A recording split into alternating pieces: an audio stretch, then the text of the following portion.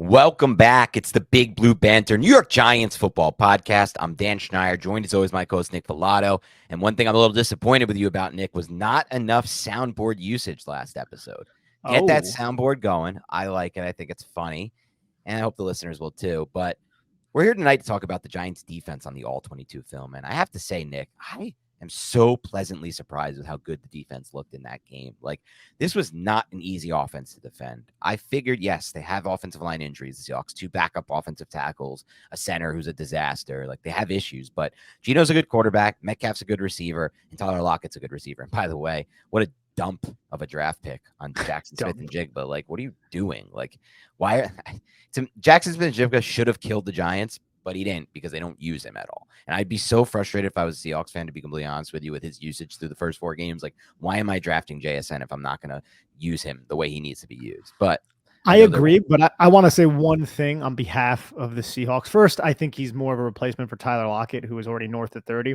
Secondly, he missed almost all of training camp with that wrist injury. Almost surprising that he's really active right now. So that's like the one thing that keeps me saying, if I had him in fantasy, I probably wouldn't cut him, especially with them entering their bye week. But it is difficult because the target share in that offense is so concentrated. Agreed. But, JSN aside, and his lack of usage in this game, the Giants did a really good job defending the Seahawks throughout this entire game, even at times in what I describe as garbage time. After the pick 6, you expect the defense to absolutely fold after a pick 6. In my opinion, I expect the defense to. And I wouldn't blame them. It was 21-3. Their offense completely failed them.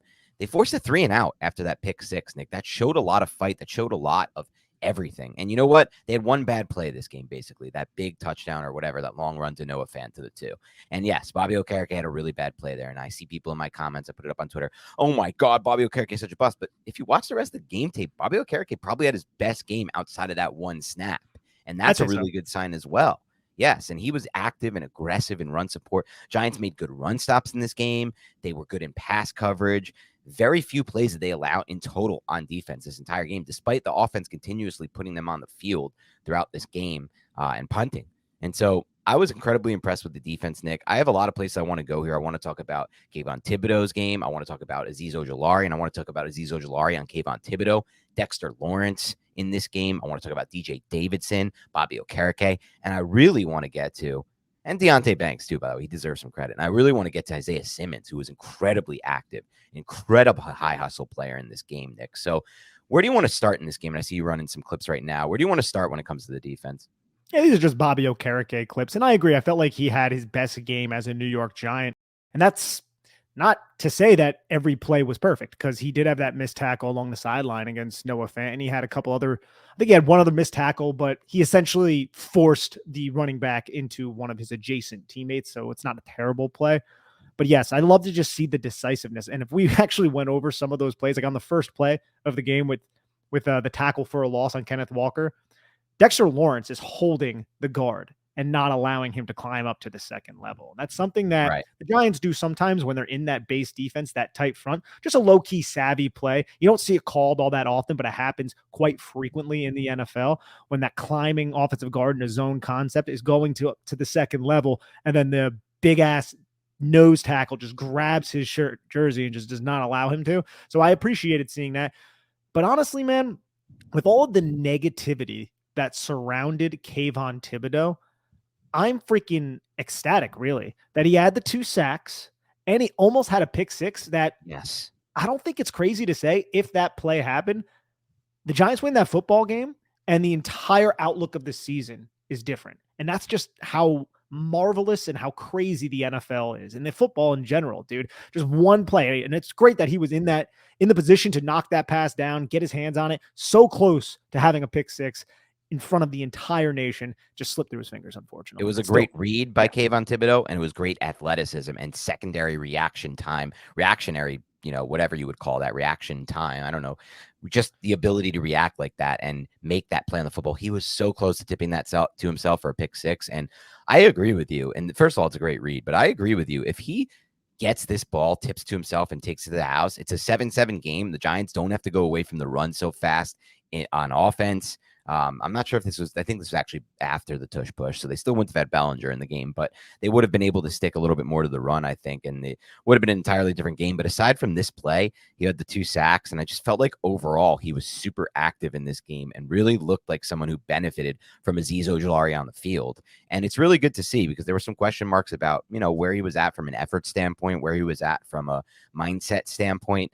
And he put kind of, in my mind, erased all those doubts in this game. This is what you expect to see from Kayvon Thibodeaux. 3 splash plays. I consider this one of the splash plays because he came very close. He stopped the 3rd down here, first of all, and he with the tip pass, and he came very, very close to changing the game, which he's done in the past, both against Washington and against Baltimore last season. So It's just also a just very a smart play too. Watch, man. Yes. He knows that this tackle is like going up to the second level. Like this is some sort of screen pass. So he stops himself, forces Geno Smith to change his arm slot, change his arm angle. And you can see Geno thinking like, oh shit, this guy's in my way. Let me try to throw around him. And then he jumps, times it up perfectly, tips it up in the air.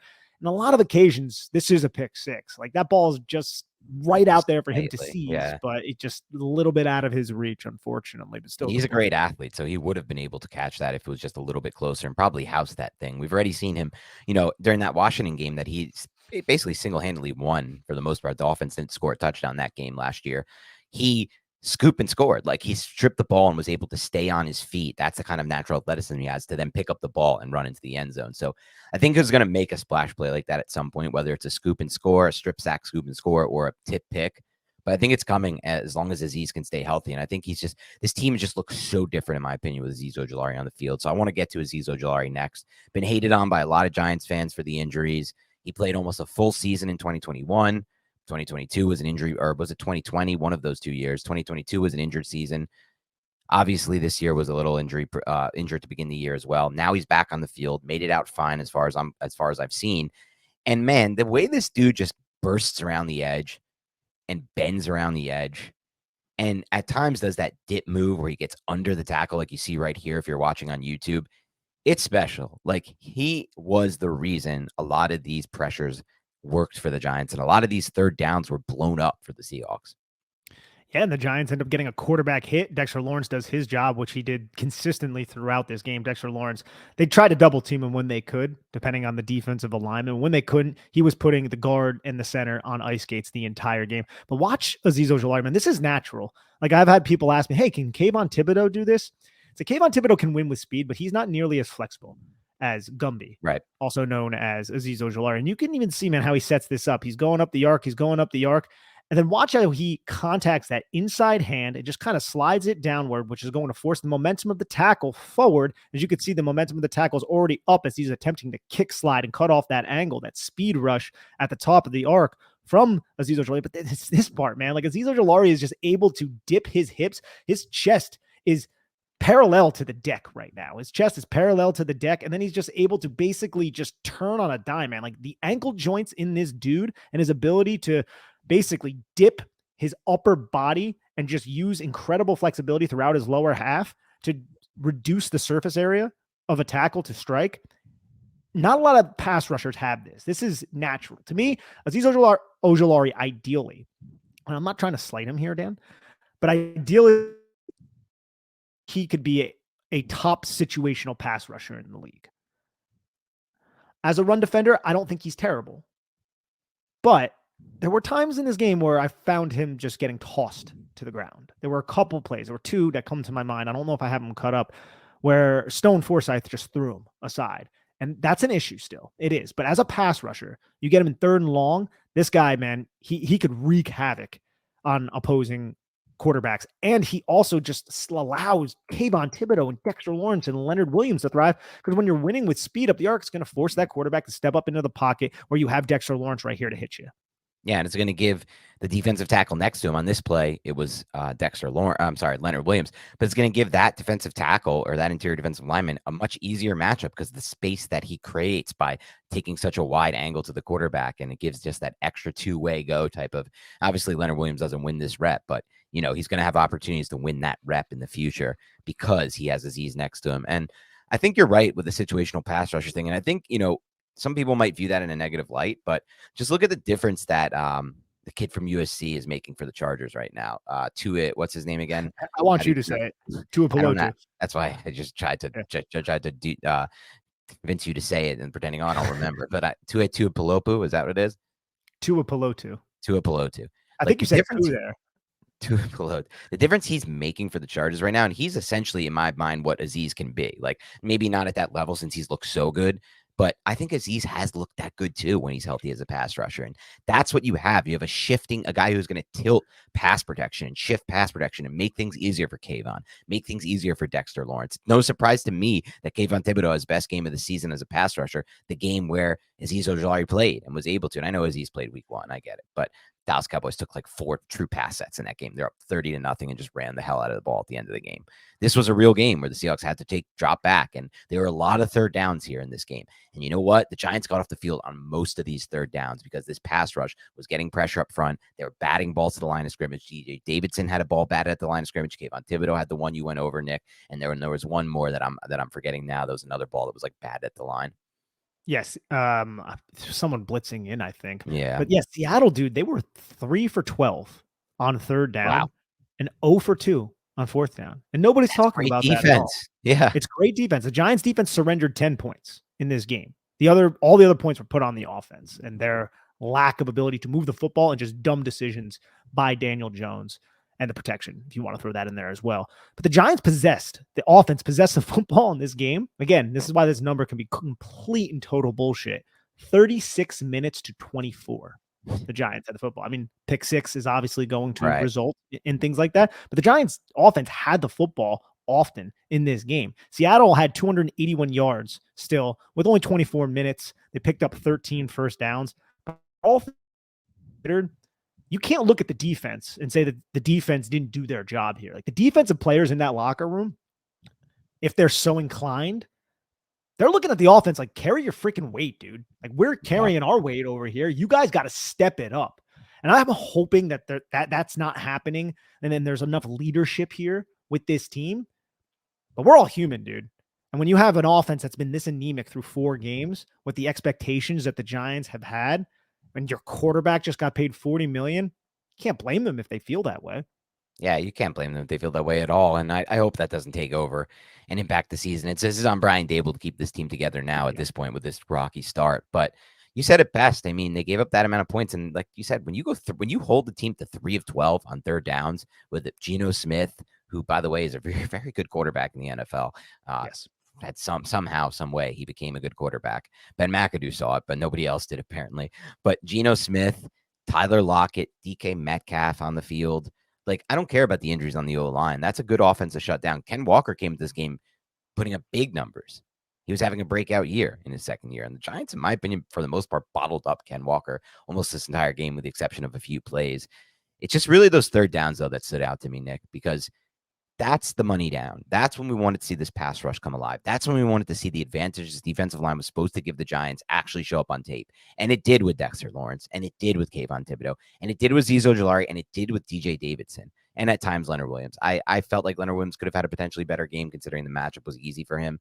I just think at this point, Leonard Williams kind of is what he is, though he had a pretty solid game last week. So that it was a little bit better there. But, those players on the front, they made the difference in this game. They're the reason why the Giants had such a good defensive performance. And of course, like you said, no one's talking about it today because the Giants lost this game in such a bad fashion, but they deserve credit. And I'm happy that we're here to break down the film and happy that, those who watch them can see it. Because people today, Nick, were like getting so crazy on Twitter. They're like, where was Dexter Lawrence? Like that, you can spot the people who don't actually know what they're talking about or aren't taking the time to review this film or anything when they start to say questions like that. Because like all you had to do is watch this film, and you don't even have to know anything about like X's and O's or anything. You could just watch 97 every play, and you could be like, oh yeah, that was a stupid take. He was all over the place and just shoving the guard back half the time right into the quarterback's lap.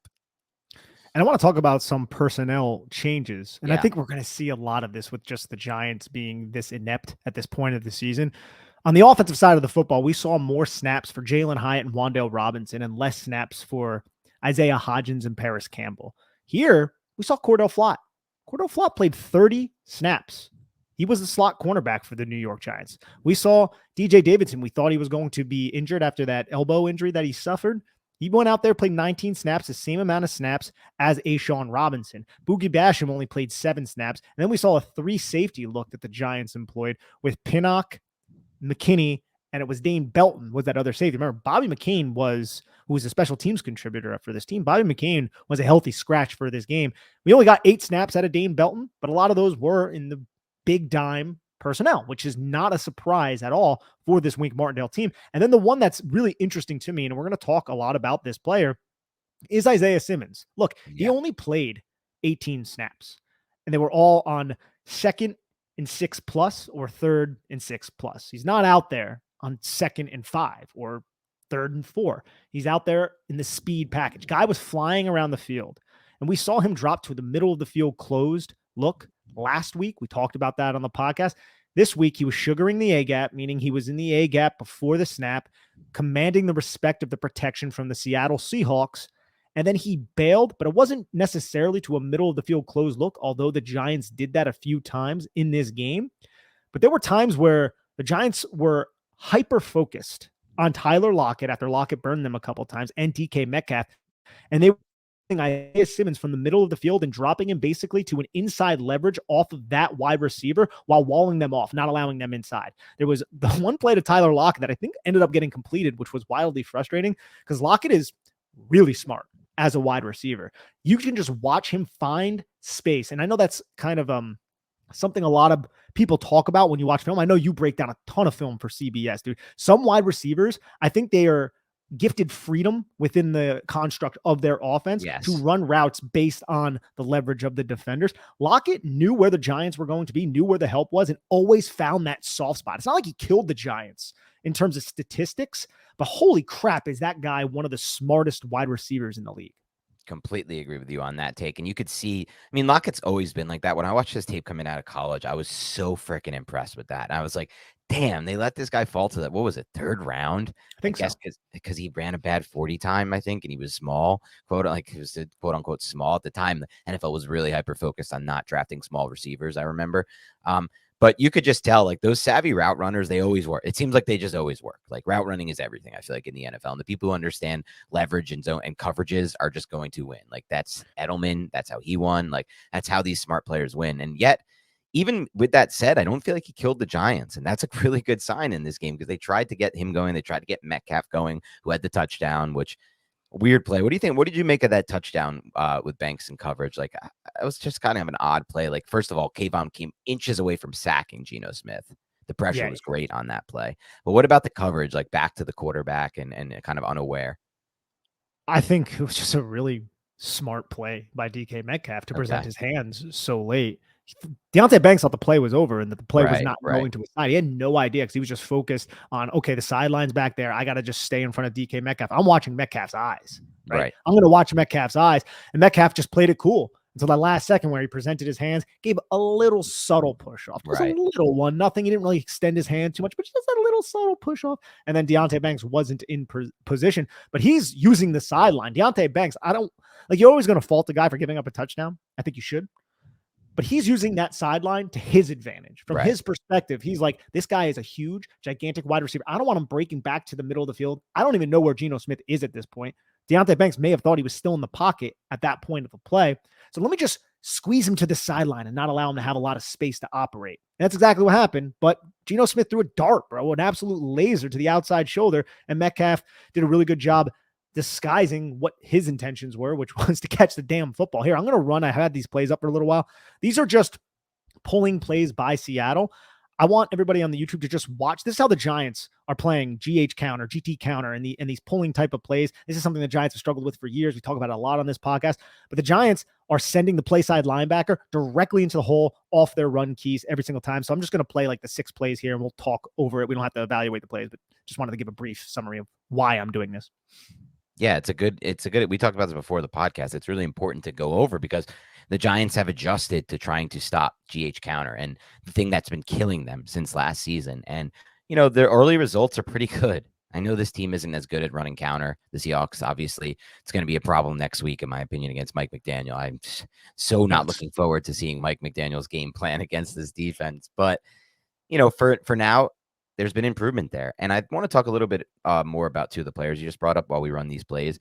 Start with Deonte Banks. Outside of that touchdown at DK Metcalf, I felt like he had a pretty damn good game in coverage. The one play on third down where he kind of had the coverage locked down and DK Metcalf stepped out of bounds, he was right with him step for step. And I feel like just focusing on him for as much as I could while watching the tape, he's just in phase a lot. And even when he's not, he does a good job of recovering, in my opinion. He's an aggressive corner. He's at times a little handsy, but I feel like his style for a rookie playing in his fourth game in the NFL, it's good tape. It's better than I expected it to be. I was more worried about him than some of the other players on the Giants who aren't performing well this year. Yeah, I mean, like Trey Hawkins, right? How many snaps did Trey Hawkins see out there? Yeah. The trick question. He didn't play in this game. That role on defense. Yep. And that role is probably going to change throughout the season. Like they have Flott in now, and Flott's the slot, which means Dory gets to move back to the outside. And I'll say this, with Flott healthy, Nick, I probably think the Giants are in a better position with Flott out there over Trey Hawkins, because Trey Hawkins had issues breaking down. Like Trey Hawkins go ahead. No, I'm just playing a play right here. This is just that open field tackle and how important it was by Cordell Flott, something the Giants have struggled with this season. And yes. I love seeing this from Flott, because Flott struggled with this a lot throughout his career. Watch how he stays square here. He's coming from depth because the Giants blitz Jason Pinnock. Jason Pinnock was kind of acting like he could maybe shade over there, and then right before the snap, which is what you're seeing here on the YouTube, goes right behind Azeez Ojulari, and he comes on the blitz, and Geno gets the football off, and now it's JSN, Jackson Smith and Jigba in space against Cordell Flott. Flott breaks down, forces him outside, commits outside, dives at the legs, makes the tackle. It's just a sound play by Cordell Flott, and I'm happy to see that because he struggled with open field tackling throughout his career. I also think some of this was matchup dependent, Dan. I don't think the Giants wanted Trey Hawkins III out there to guard Tyler Lockett. I think they might have been like, okay, you can guard DK Metcalf. You guys are both bigger. But they looked at JSN and they said, let's give Cordell Flott a shot. We haven't really given him too much reps so far on defense this season at all. So let's get him out there and put Deonte Banks on DK Metcalf, because Deonte Banks saw a lot of DK Metcalf, and I know Metcalf got his. But honestly, I don't come away from this like, man, Deonte Banks sucks. I know it's difficult to look across the field and see what Devon Witherspoon did, but Deonte Banks might be able to do that against the Giants offense if we're going to be realistic about the situation. Exactly, right? Like that. Devon Witherspoon had, 2 sacks in this game. One was just a free blitz where Daniel Jones really effed that one up. We went over that on the last podcast. And the pick 6 where he just drove on a quarterback staring down a receiver. Like that, Deonte Banks could have been that guy if he was in that. So I don't look at it and juxtapose it or compare it. But I will say this, like, for a rookie, I'm very impressed. And I think that was a great job breaking down that Flott play, the way he squares up there, because open field tackling has been a major issue. And that's something that you show the coaches right away, and something that, so far this season, at least one occasion, Trey Hawkins has had trouble with. And, now you see you juxtapose that versus what Cordell Flott put on tape. Probably a good sign that Flott's going to get more snaps moving forward. I wanted to put this play up because you brought it up before, and I focused on, this is the play where DK Metcalf steps out of bounds. First off, I love this release by DK Metcalf. Look at that long leg. I'm going to stick my leg out and try to open your hips. Okay, you're not going to give me a good alley to the inside. We'll release outside and up the field, and we're going to do just that. And then watch how Deonte Banks just spins around. He's right on this. He squeezed DK Metcalf towards the sideline and essentially forced DK Metcalf to step out of bounds. Right. This is a great job by Metcalf to he didn't reestablish himself per the NFL rules, but just to get back on the field and then position himself between the football and Deonte Banks. But you can't be mad at Deonte Banks for this. This ends up going incomplete. I believe this is a third down as well. Another third down that the Giants stopped, and Banks is, right there in coverage. That's sticky coverage. He's there with his man. There's little separation. He's in phase the entire time. And he's, like you said, the most impressive part is he squeezes him to the sideline. That's the real interesting part there. And look at Isaiah Simmons, by the way, dropping from the A gap into depth at that point. Just interesting to see how they use him. And I want to say one more thing about 19, by the way, Nick. We talked about, look, he only played 18 snaps, but he was in for some money downs. Isaiah Simmons, number 19. I thought he was just all over the place from an effort standpoint in this game. We're probably tipping off one of our superlatives for later, but specifically the play, the Drew Lock pass to Noah Fant. I watched back that play a few times. Bobby Okereke, his worst play as a Giant, if we're being honest. He had a great game, so just one bad play. He has to get him out of bounds there. Adoree Jackson misses the tackle by the sideline.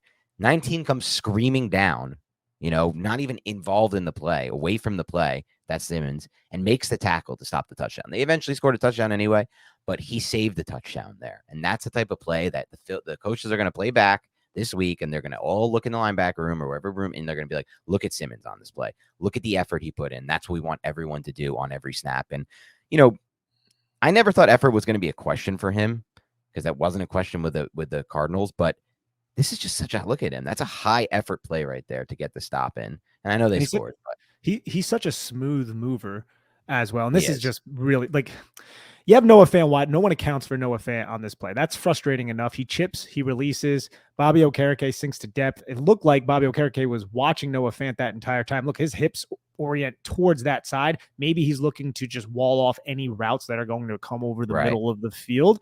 Either way, somebody has to account for Fant. I don't know exactly who, but nobody does. And then this is just bad effort by Bobby Okereke. Just I don't know what you're trying to do. I have no idea what he's trying to do. Simmons could easily give up at this point, right? He has the angle, and then a Giants defender gets in his way, but instead he just leaps over him and then makes that tackle. You're right. That's excellent effort from Simmons, who honestly was everywhere when he was on the football field. He's the one who ended up hurting Geno Smith, unfortunately, on that play.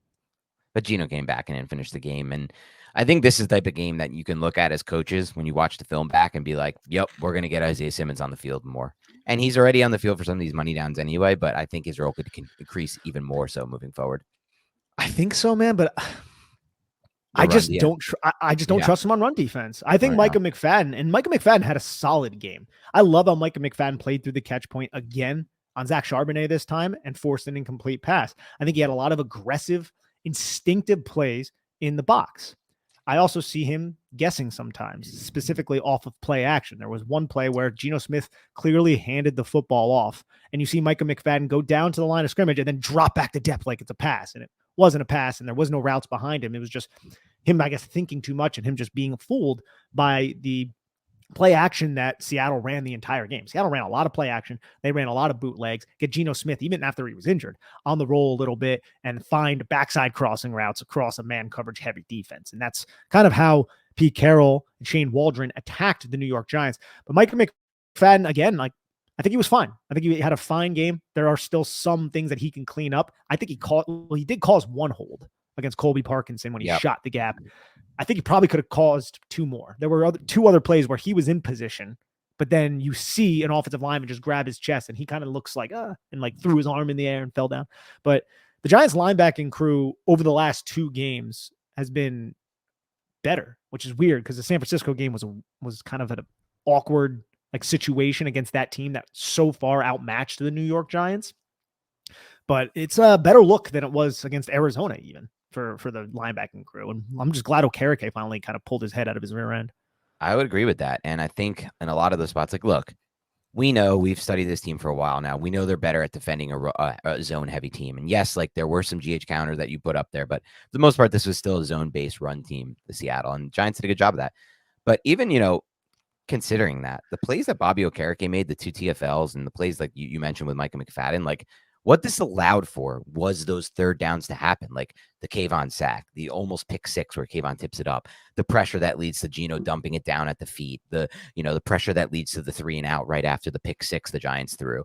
Those never happen if they're not in 3rd and 7 or 3rd and longer. And they are in 3rd and 7, 3rd and longer because the run defense is improving. And that's what makes all the difference. We're going to start to see this pass rush come alive. We're going to start to see this third down defense come alive, which has been worse in the NFL, or not worse in the NFL, but one of the bottom 5, I think, coming into this game. With that being in place, with the run defense improving the way it has, that leads to those big spots on 3rd and long where the Giants defense is really, or in this game at least, really did a good job. Now, some people are saying, Nick, I don't want you to make too much of this. They did face a Seattle offensive line with 2 backup offensive tackles, bad situation at center, and easily the worst offensive line they faced this year because somehow Arizona is a good O-line. I don't know how, but they're somehow a good O-line by not adding. They didn't draft anyone. They drafted one guy, but they didn't draft anyone really, and somehow they're a good O-line. I look at that Arled's depth chart. I'm just stunned at how they've been able to do it. The Giants can't do it with guys that they draft in the 2nd and 3rd rounds, but all of a sudden, the Cardinals are just fielding UDFAs across the interior offensive line besides Will Hernandez. And don't you disparage Froholt. Yeah, Froholt.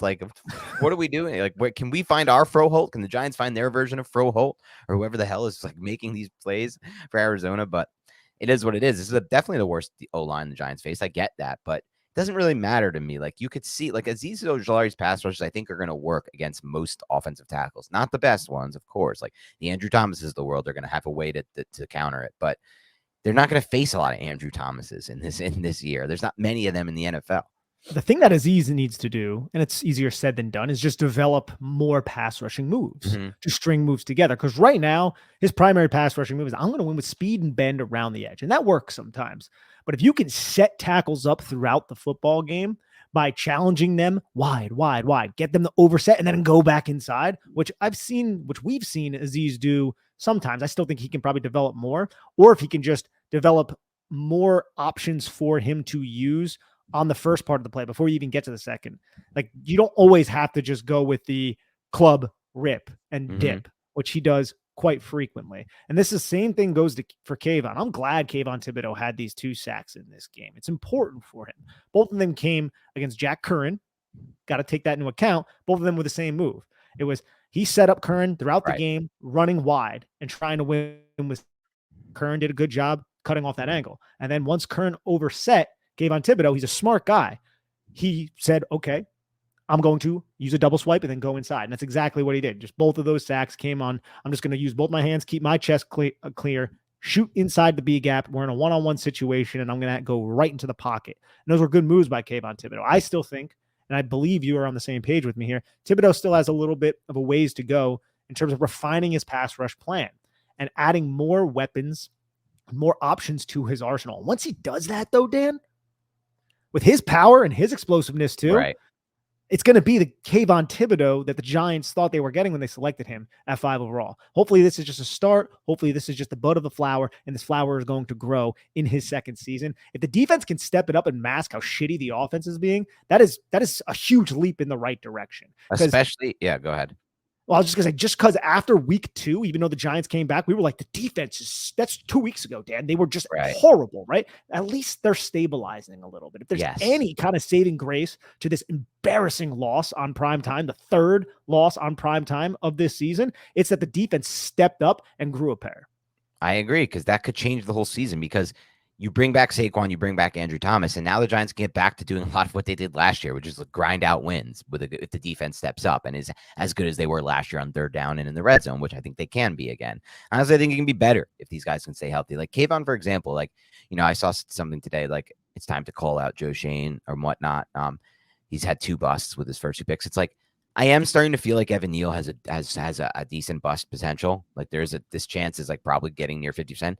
I'm still like 5 to 10% with Kayvon Thibodeau or lower. And people are like ready to call him a bust. I'm like, I don't know. Like he's in the 2nd year. He was injured for first 4 games of his first year. He still hasn't really put together his whole pass rushing arsenal. Like that's only going to get better with more time to work on his craft. And he's still an incredible athlete out there and has games like this one where he made an impact. He had 2 sacks and he had almost a tip pick interception. Like that doesn't Evan Neal has never had a game like that so far in his Giants career with like 3 impact plays or 3 amazing pass blocks or run blocks. So like there's a very big difference right now between Kayvon Thibodeau and Evan Neal. So I don't like when people are grouping them together as like 2 Joe Shane busts. You want to start to consider Evan Neal as a bust. I'm okay with that. I'm fine with that because things are not looking good there. But Kayvon Thibodeau just doesn't belong in that conversation to me. Yeah, we're on the same exact page with that. And honestly, I want to insert a clip. I want to know if you're going to pick up on this. This is a drop I'm about to play, and it's what I think of when I hear individuals say Kayvon Thibodeau is a bust this prematurely. Ready?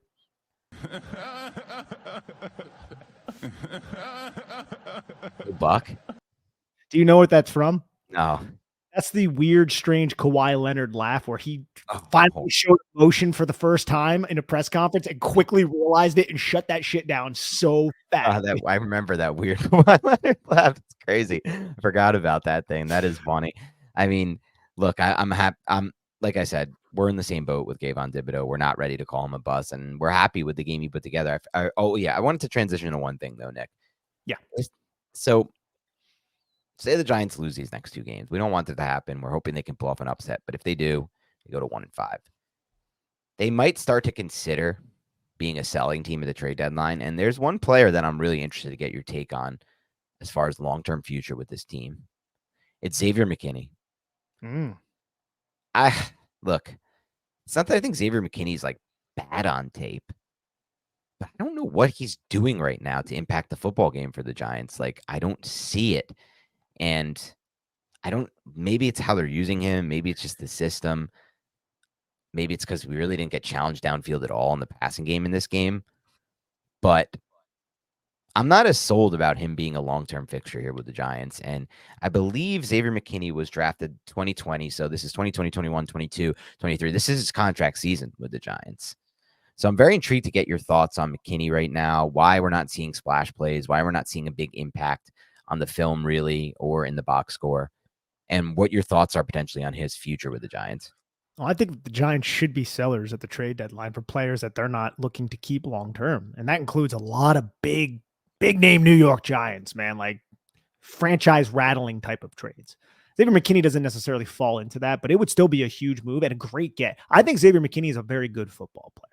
I think the way he's being used in this system, he had a specific designed role in Patrick Graham. He played a lot in coverage. He played a lot of robber. He was using his eyes. He was using his intelligence to drive on routes, reading route concepts, and then sinking underneath them or coming away with PBUs. Used in man coverage sparingly. That system didn't use man coverage nearly as much as Wink Martindale. Now he's being used in man coverage. He's being used around the line of scrimmage because Wink Martindale loves to crowd the line of scrimmage. I love that about Wink. I just don't know if Xavier McKinney, if that's his best usage. And I'm not going to blame Wink Martindale necessarily for that. I don't know. Maybe I'm wrong. Maybe I should. But that's just Wink Martindale's system. And I think Xavier McKinney executes that system well. I think he plays fine. He's fine. He's just not making those game-changing plays. And honestly, pressure breaks pipes. Turnovers aren't really a thing in this system. We have a pretty big sample size right now. Forced fumbles, that's great. Interceptions, what do we have? 6 in a whole season plus a playoff game and 4 games into the next season? We have 6 interceptions. Are the Giants the only team in the NFL without a turnover right now, or is anyone else in that company?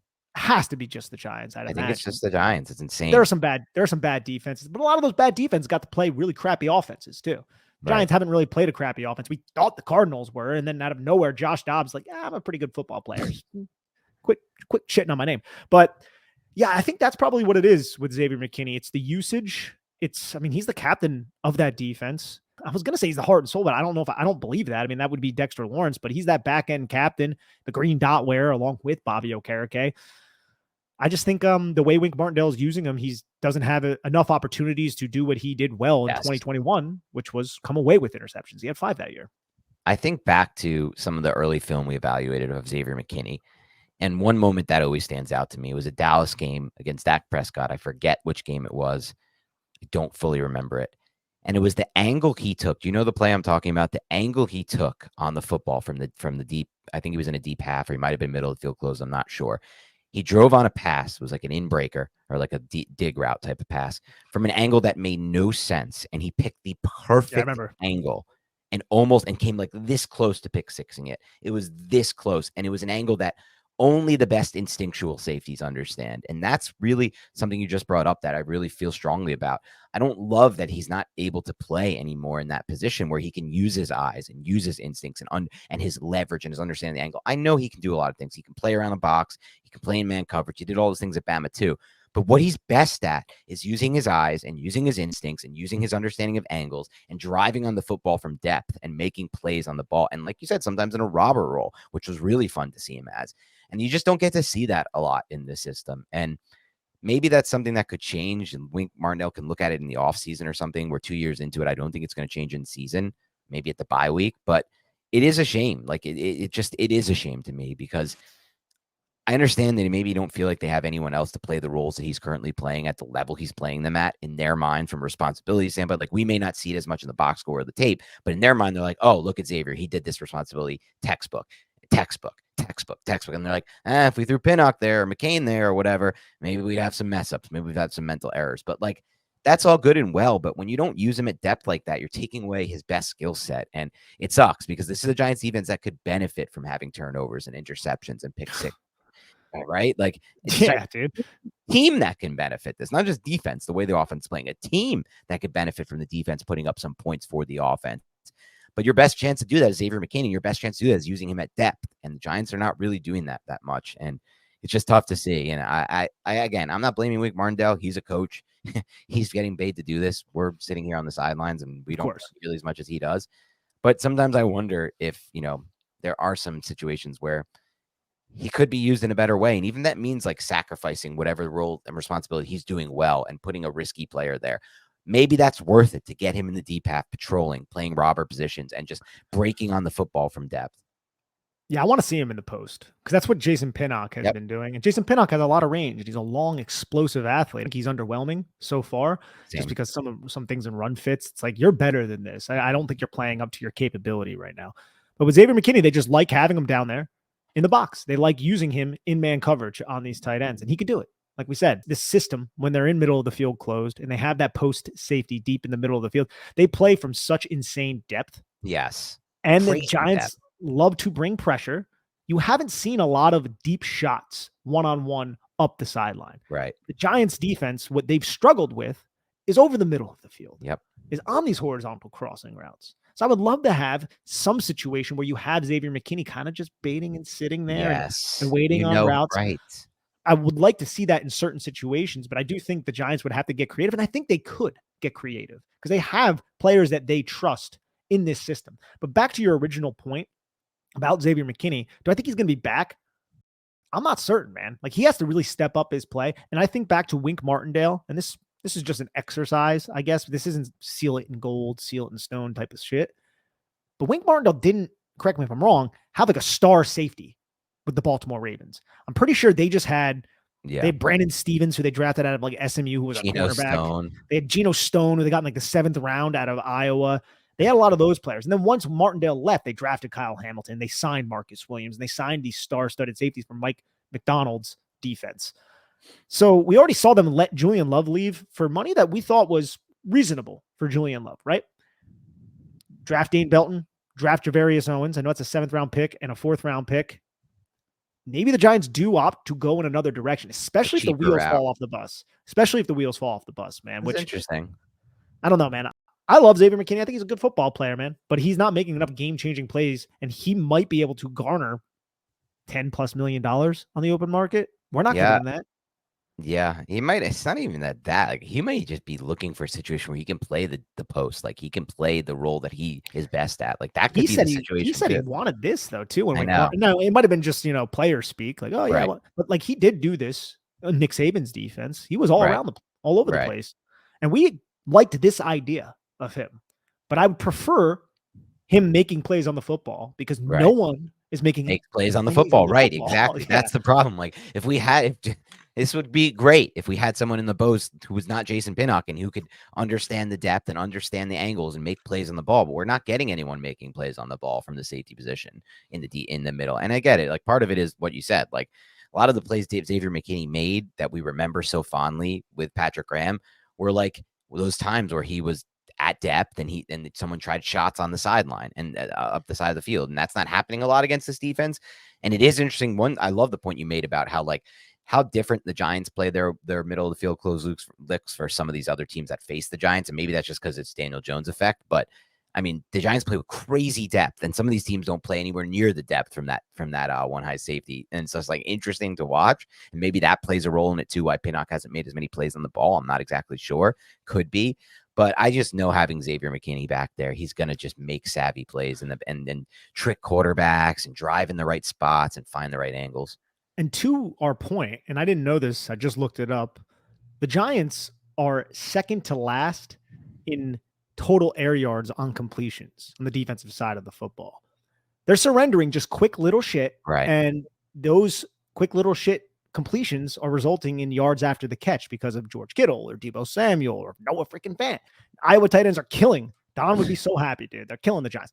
But no one's really throwing it deep on this team. Josh Dobbs was the one quarterback. And again, I think it's also a little fluky because the Giants have been blown out in so many games. That's another big reason for that statistic. Context does matter. But if we're just talking about the middle of the field post safety making plays on the football, haven't really seen many opportunities for them to make those plays. True. That's fair too. So maybe even if you had McKinney in that role, you wouldn't have had that opportunity. But just something I wanted to discuss. Let's turn it over some superlatives before we close out here, Nick. I have some plays I want to run through. Okay, let's run through some plays then. Yeah, we already went through some of these, but I put this together real quick, so we'll go through it. This is just a play action. I love this formation from the Seahawks. You're going to see how they have basically a double sidecar next to Geno Smith with another player in motion. Just a ton of eye candy, right? And the Giants, they don't handle eye candy all that well. So you're going to see in motion just around, fake like you're going to hand off. Now you have Noah Fant in protection. You have Will Dissly in protection. So you have almost a max protect with a check down, and then you have two routes. And watch those linebackers, man. Those linebackers, they are just absolutely screwed up by the eye candy here because they all bite down. And then DK Metcalf has an easy in route. I think this is the play you were talking about before. You can see how he has that little subtle push off because it's a cover 3 defense. You have your ass turned to the sidelines. I believe that's Deontay Banks. He's staying on top and outside, meaning he's hoping he has that inside help, but all of that eye candy sucked up the linebackers, and now DK Metcalf is out of his break with this subtle push and just plucks this football out of the air so beautifully. Yeah, and that was one of the only really big passing plays, quote unquote, the Giants gave up. And that really was just great design, I think, by Seattle. Won the Lockett, too, that went for and the Noah Fant, obviously. The one the Lockett was in cover 0, though, which the Giants ran a solid amount in this game. I don't have the stats in front of me, but I saw a couple times when the Giants were just all alone. Look at that zone technique from Adoree Jackson, too. Just going to turn, and I'm just going to restrict the space, stay on top of you. Solid control right there. That's hard to move when you're side straddling like that. Yeah. He always has done a good job in that regard. Dory, obviously, people are concerned a little bit with the tackling, but I like having him on the outside as a boundary corner again. Yeah, as do I. And you can see the Giants, I mean, there's so many people in protection. You have offensive linemen who just seem to be popping out of the ground, helping on Ashawn Robinson and DJ Davidson and all of these Giants defensive players. This is one of the plays I was referring to before with Isaiah Simmons, who sugar in the A gap. This is a 2nd and 10. So Isaiah Simmons will be on the football field in those situations. And you could tell at this point of the game, it's the 3rd quarter, the Giants went into halftime like Tyler Lockett over the middle. No, we're not going to allow this. So Isaiah Simmons just drops and he looks to that side of the field. He's not walling off any inside route because if he was, he would stop Jackson Smith and Jigba here. Instead, he is sinking to depth to basically bracket Tyler Lockett. And that's exactly what he does. And still, Tyler Lockett sits in place, realizes what's going on, and just stays at the bottom of the numbers and catches this football. Yeah, it's a great job. It's a smart play by Tyler Lockett, just running a quick curl, nothing too fancy. Giants obviously are dialing in and keying in on this guy, but he's still able to come away with the football against off leverage with a inside defender driving on him in Isaiah Simmons. Yeah, it's a great breakdown of what you said before about Tyler Lockett. Now we're going to have a 3rd and 7, and I just wanted to point out this play because I think Bobby Okereke does a really good job in coverage. This is a 3rd and 7 play, 4th quarter, 10:41 left. Pick 6, right? Yes, after the pick 6. Again, look at the top of the screen. Isaiah Simmons, he's not, or is that Xavier McKinney? Yeah, I think that's Xavier McKinney. Who is that? Tyler Lockett at the top of the screen, bracketing Tyler Lockett. A lot of attention being paid to Tyler Lockett. 2 guys. Xavier McKinney turning his chest to the sideline, being like, you're not coming over the middle of the field. We've been beat by you on these horizontal crosses. Not again, son. And Geno Smith starts feeling the pressure here from Dexter Lawrence, and he goes to check down to DJ Dallas. Bobby Okereke, green dog blitz. The green dog blitz is when you're in charge of the running back or the tight end and they stay in protection and you just say, all right, screw it, I'm going to go on the blitz. DJ Dallas originally was in protection. Bobby Okereke goes and then he realizes it drops off and then gets in the way of the passing lane to force the incomplete pass. Smart play by Bobby Okereke and one that we should acknowledge just because we've been a little bit hard on him through the podcast, rightfully so. Yeah, and he had his best game. Podcast, but historically, yeah. Yeah, for sure. And he had his best game with the Giant outside of that missed tackle against Noah Fant. Yeah, no, geez, Dexter Lawrence, he was doing this all game, just like putting these guys on ice skates and just getting into the pocket. They're just pushing guys back every play, it feels like, at Dexter Lawrence. He's still exactly what he was. Exactly. And this is the Noah Fant play. We already ran through this. You can see the missed tackle. And we'll speed through it a little bit. Great, it was effort. Milliseconds away from Azeez Ojulari sacking on this play and just getting we'll see it right here. You can see that burst once he rounds the corner. Look, he uses that's a good pass rushing move here. Like, this is the stuff we were just talking about. You know, he's going up against Stone Forsythe, who was like a 6th round pick out of Florida a few years ago. So, you know, context matters, but he's using the long arm to initiate contact, right? I'm not going to allow you to get your hands on me, offensive tackle. I'm going to keep you at bay. And then once you go to punch to try and gain my chest, because one arm is longer than 2, right? I'm going to violently chop that outside arm. And that's exactly what he does. And what does that do? Force momentum forward. And now I'm going to bring my inside arm that I initially stabbed you with and sink right underneath, rip move, lift your momentum up. Love to see this, man. That is a well-executed pass rushing rep from Azeez Ojulari. Breaks into the pocket, flushes Drew Lock, and still the Giants give up a huge gain. Yeah, that was just, obviously bad tackling after, but good to see from Azeez Ojulari. Man, a lot of their offensive yards came on this play, too. Which is kind of crazy. bad I know. tackling and just a missed assignment there. And then on this play, this is one that this is the open field tackle by Cordell Flott. Just brought that up before. Now I wanted to bring up Micah McFadden. I think he does a really good job initiating contact on Zach Charbonnet to throw him off as he tries to get to the flat, and then he just harasses Charbonnet the entire time. This is just a bad throw from Geno Smith to the inside, allows Micah McFadden to get his hand on it. But this is the second week in a row Micah McFadden made a play like this on a running back. In pass coverage. In pass coverage. I think we already went over this play as well. This is just Azeez Ojulari. Jeez, man, that is treating Stone Force. I think he's a matador, bro. Just running right underneath him, bro. And now here are the 2 sacks from Kayvon Thibodeaux that we already discussed, but we haven't shown yet. Kayvon Thibodeaux, watch, he's going to set to the outside. It's really just kind of a bad offensive tackle play there. Tries to just quickly set on him, leans in, just going to swipe your hands away, go right to the inside, and sack Geno. And also, if you look on the other side of the field, Ojulari, geez, he loses his footing here, but Ojulari presents his chest. He's presenting his chest, and then he says, "Psych," and he just dips right around. Look at that. Like Stone Force, I think he's contacting his chest here, and instead he's contacting the small of his back because Ojulari does such a quick and good job dipping and getting underneath. And that contact was enough to at least allow Ojulari or force Ojulari to lose his balance, but he almost keeps his balance. Look how freaking low he is to the ground. I know. That's what the play I was talking about, where he gets so low to the ground on this pass rush rep. It was so impressive. There's just not a lot of pass rushers in the NFL who can do this. There's just not. Yeah, he's the only one on the Giants. Oh, easily. Yeah, easily. And that's not a shot at Kayvon. It's not Kayvon's game. It's not his style. And I like how Kayvon celebrated it. This was early in the game. Now here's the second sack. Late in the game. Giants are losing. Similar move, right? Curran just sets, doesn't even use his length or anything. Just gets chest to chest with his chest over his toes with Kayvon Thibodeaux. And Kayvon just goes right inside. Same move. Sacks quarterback. No celebration. Love seeing that. Just have that type of self-awareness. Kayvon seems like a pretty self-aware individual. He definitely does. All right, Nick, let's get to some superlatives before we get out of here. I want to go for your unheralded player of the game in this one. Unheralded player of the game goes to DJ Davidson, the third best interior defensive lineman on the Giants right now, at least through 4 games. Yeah, I think that's somewhat of a shot at Ashawn Robinson, but not really. I think it's more of a props to DJ Davidson for how he's playing.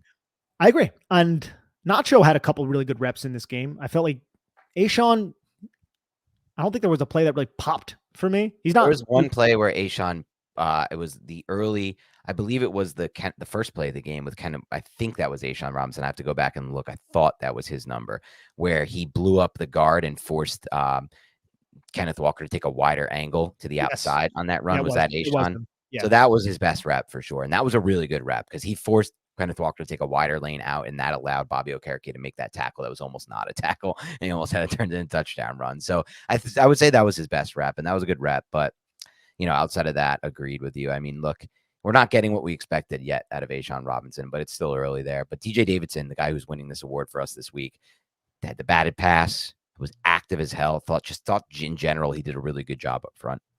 Yeah, but no Serbian on the post game from Ashawn Robinson. From Ashawn? Yeah. That was upsetting. All right, highest effort player. I'm sure we're probably gonna have the same guy here. Yeah, we have the same guy for unheralded. We probably have the same guy here. I have Isaiah Simmons, easily to me the highest effort player in this game. Yeah, he was everywhere. He really maximized his 19 snaps. And for a 7th-round pick, I love what they've gotten so far. And I think based on the trajectory of his career and how they're using him, they're going to have a decent chance to re-sign him at a cheap price this offseason, which I'm very excited about, given his age, his talent, his speed, his natural fluidness, his athleticism, his effort, and how I think he can evolve within this system. And the Giants might have both of their coordinators returning, too, because we thought they might not if they were going to be successful this season. That's true.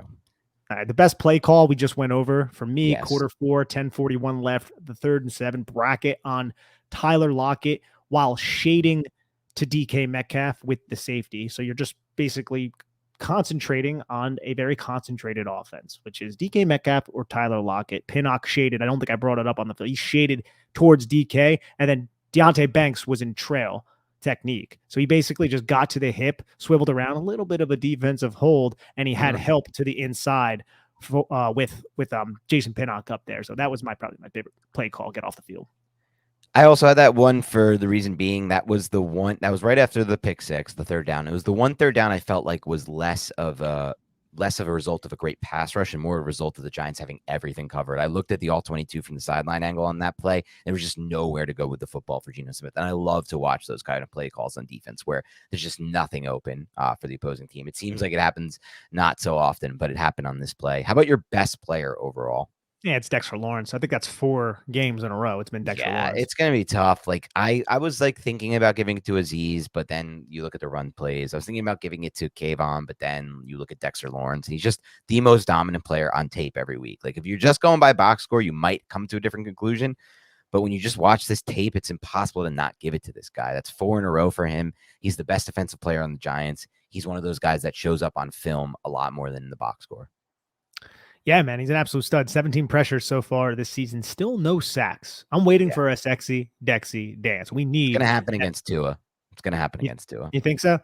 He's Tua a, gets rid of the football fast, so maybe he not. gets rid of the football so fast. But Dexter Lawrence, I could see like Tua is the type of quarterback who he's not the most mobile. I could see Dexter Lawrence blowing past a guard or center and like ragdolling Tua. That's what I was thinking. Yeah, like more one of those types of sacks.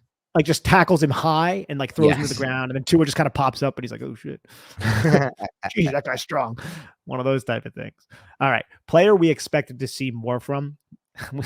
I have Jason Pinnock, man. Jason Pinnock to me, a lot of it is angles in the run game. He had one really bad run fit where his job was to box and be that force defender, box the running back inside, but he boxed like 5 yards and left a huge rushing lane. He didn't keep it narrow at all, almost to the point where I think he believed that Walker was going to cut it to the outside or something. I'm not really sure, but it looked bad on tape, probably worse than maybe it actually was. But yeah, no, Pinnock, I want to see that one-handed interception, right? We got to see that in Right. preseason. Yeah. Haven't seen it. Pinnock was a breakout pick for us. Either sleeper or breakout, one or the other. One had a sleeper, one had us as one of us had as a breakout. He hasn't really broken out yet, so he was in the mix for me. I gave it to Xavier McKinney though. I get it. Like the roles makes it difficult, but I need to see a little bit more from Xavier McKinney. A couple more game changing type plays. All right, pass rushing grade 1 through 10. I have a 6.8. I think it could be higher, but they only had 2 sacks and they were going up against a very suspect offensive line. They didn't play terribly, but not that great of an offensive line. I like the pressure. It's definitely a step in the right direction, but I have it at 6.8. I went 7-9 just 'cause I felt like on all the third downs where they needed to get pressure, they did, with the exception of the 3rd and 7 you brought up, where it wasn't terrible pressure. Like Dex got some pressure on that one, but otherwise it was blocked up. But that was just really well defended by the Giants. But otherwise, I think they were there, and I just feel like Azeez was awesome in this game. Dex was awesome in this game as a pass rusher, and Kayvon had some moments too. So I went with a higher grade. How about run defense 1 through 10? 7.2. I felt like the run defense has significantly improved over the last week, week and a half. They had a stretch early in the 3rd quarter where they surrendered a 16-yard rush and then a 15-yard rush. Neither was GH counter or anything. It was just basically offensive line blocked it up well. But all in all, I've been more impressed with the defense's soundness in terms of their run fits. So 7.2. And one thing I liked about that bad stretch they had where they gave the 2 runs, they responded with a TFL right after it. And that sometimes doesn't happen in the past with this run defense. We've seen just constant flow of bang, bang, bang, bang, no TFLs mixed in, no negative plays. And they figured it out on that 3rd play. So I went 7-7. Those were really, there was only like under a handful of plays I felt like the Giants got beat on run defense. And I thought they had a lot of wins in run defense, despite, a lot of bad situations where they had short fields, where they are on the field a ton because the offense sucks, just stuff like that. So I thought overall it was a really good game, the best of the season from the run defense and the best of the season from the pass rushing. So hopefully a step in the right direction for this Giants defense. I thought there were a lot of positives in this game, Nick. And that's where we're at right now as we head into Miami, a really difficult test against Mike McDaniel and the way he runs that offense. We'll have to see what happens. Thanks so much for tuning into the Big Blue Banter podcast. Keep it locked and loaded. Please like and subscribe anywhere you can find us, and have a great rest of your week.